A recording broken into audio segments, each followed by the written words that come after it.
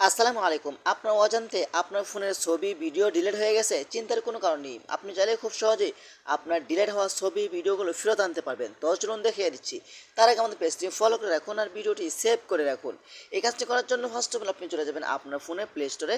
এই কাজটি আপনাকে আগে করতে হবে। ওকে, প্লে স্টোরে আসার পরে এখানে আপনি চার্জ বক্স পাবেন। এখানে আপনি টাইপ করে লিখবেন ফাইলস। ওকে, ফাইলস লিখে আপনি চার্জ করে দিবেন। তারপর কিন্তু আপনার সামনে এই অ্যাপসটি চলে আসবে, ফাইলস বাই গুগল। এই অ্যাপসটি আপনারা ডাউনলোড করবেন, তারপর এখান থেকে ওপেন করবেন। যা যা পারমিশন অ্যালাউ চাইবে সকল ধরনের পারমিশন অ্যালাউগুলো আপনারা দিয়ে দিবেন, ঠিক আছে?